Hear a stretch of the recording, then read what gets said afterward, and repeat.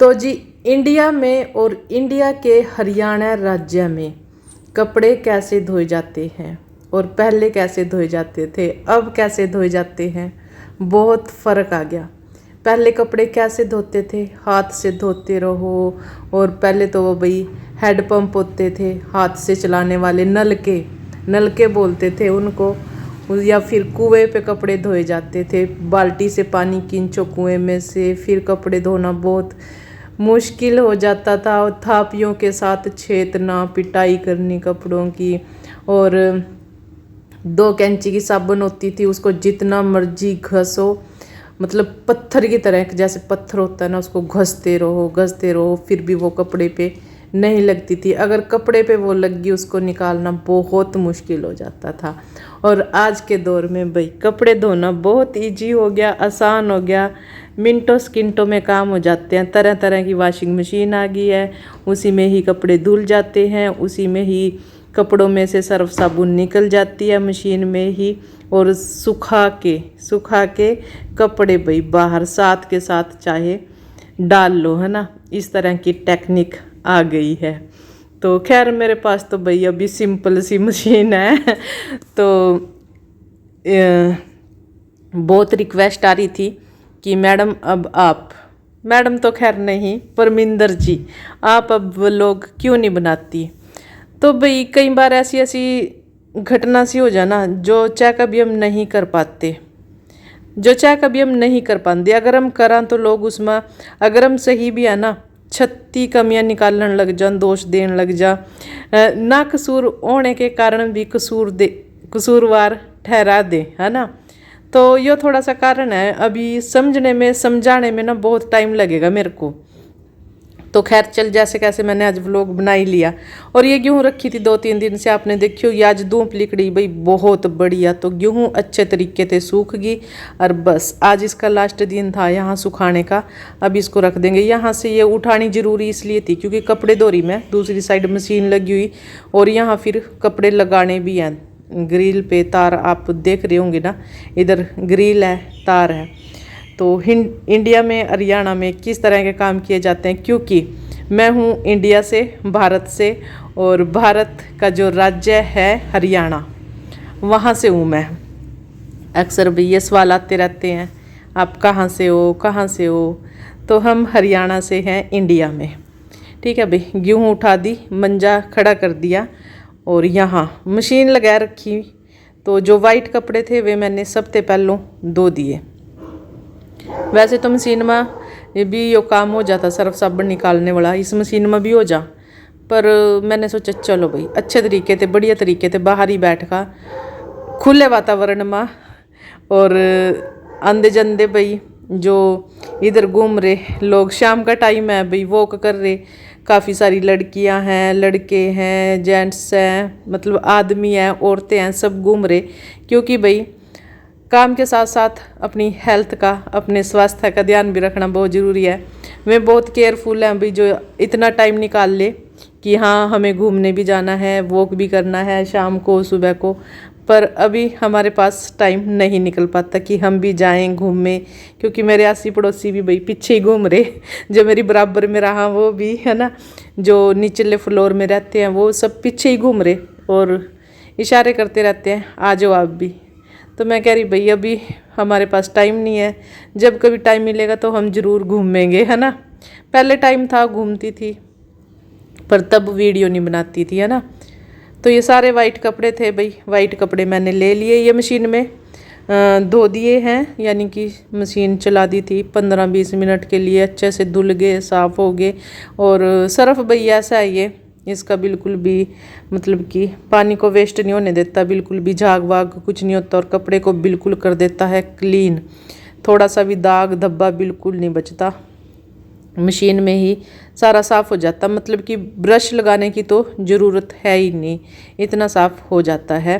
तो इसका यही फ़ायदा है भाई, थोड़ा थोड़ा सा पानी मतलब कि कपड़े पे गिराया और कपड़े साफ़ हो जाते हैं। ये नहीं है कि मैंने इससे पहले सर्फ़ का पानी इनमें से निकाला था ना, अभी साथ के साथ ही आप सभी के सामने इसमें से मैंने ये सर्फ़ का पानी निकाला, आपको दिख भी रहा होगा। अभी सर्फ़ का पानी तो है ही नहीं, तो इसलिए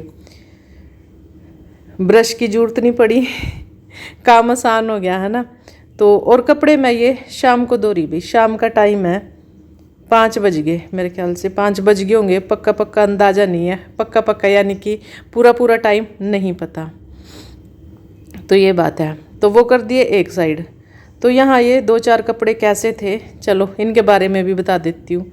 2 तो ये पैंटें थी, तो मशीन में मैंने थोड़े वैसे कॉटन के कपड़े गेरे हुए थे, तो उनके साथ ये पैंटा थोड़ा सा हिचकिचा रही थी, घूम नहीं रही थी मशीन तो मैंने ये पैंटा निकाल रही थी बाहर। तो दूसरा मेरा सूट था एक, इसमें जो मैंने कल परसों डाल लिया था भाई मेहंदी से कलर का, तो उसमें वाइट फूल थे। तो मैंने सोचा अब जो कलरफुल कपड़े मैंने मशीन में डाले हैं, कहीं ये जो वाइट फूल है इनका कलर ना ख़राब हो जाए, गंदा सा यानी फिक्का सा ना पड़ जाए कलर, फिक्का सा ना मैला सा ना हो जाए वाइट फूल का कलर। इसलिए मैंने ये अपनी कुर्ती भी बाहर ही रखी, मशीन में नहीं डाली। और 1-2 भाई बनियान रह गई थी, और ये मेरी वाइट वाली कुर्ती है भी मैंने 1-2 दिन पहले पहनी थी। इसके गले पे मोती है, तो मैंने इस वजह से इसको मशीन में नहीं डाला कि कभी ये गले पे से सारे मोती उतर जाए, जरकन सी उतर जाए, है ना। तो इनको हाथ से ही धोना बेहतर समझा। और साथ में भाई वो आप विंडो में देख रहे, वो भी उसका कलर निकलता है उस कपड़े का जो विंडो में रखा है, तो उसको रख दिया था मैंने अलग। तो यहाँ ज़्यादा दिक्कत हो जाती है भाई, जब ये कपड़े 2-3 तरह के होते हैं ना, 2-3 प्रकार के, तो इनमें दिक्कत हो जाती है। या तो कपड़े हों फुल भाई, तब मशीन चलाने में मज़ा आता है भाई, हाँ काफ़ी सारे कपड़े हैं तरह तरह के एक ही क्वालिटी के कई कई कपड़े हो जा, तब मज़ा आवा कपड़े धोने में। ये कल्ले कल्ले से कपड़े हुआ ना, इन्हें धोने में बिल्कुल भी मज़ा नहीं आता। तो यह रही भाई कुर्ती। तो ये जो इसमें सफ़ेद कलर के फूल दिख रहे ना, ये मैले न हो जा, है ना। तो इस करके मैंने ये कुर्ती अलग धोना मुनासिब समझा, तो इसको हमने धो दिया अलग से। तो ये बात थी। और पहले क्या होता था भाई, पहले सारे दिन भाई मतलब कि 4-4 घंटे कपड़े धोंदे रहो, और वह 2 कैंची की साबुन उसने घसांदे जो भाई कपड़ा पाओ एक पत्थर जैसी हुआ वाह तो ना, तो भाई कपड़ा पर जो लग जा फिर वो कपड़े माते निकालनी बहुत मुश्किल हो जा है ना। और अब आजकल आती है भाई ये रिन की साबुन, सर्फ एक्सल, इस तरह की साबुनें आती हैं जो कि फटाफट से कपड़े पे लग गई और फटाफट से कपड़े को साफ़ कर देती है, और फटाफट कपड़े में से निकल जाती है साबुन अगर पानी गिराओ तो इतना नहीं, बहुत सारा फ़र्क आ गया। पहले तो भाई तो देखो नलके नहीं चलाने पड़ते, पहले नलके चलाने पड़ाते 2-2 4-4 घंटे, फिर कपड़े धोए जाते। अब तो टूंटियाँ चल रही भाई हैं, पानी है रे, टवेला पति, बिजली ते, तो यो है। तो काम है, सारे काम है बहुत आसान हो गए।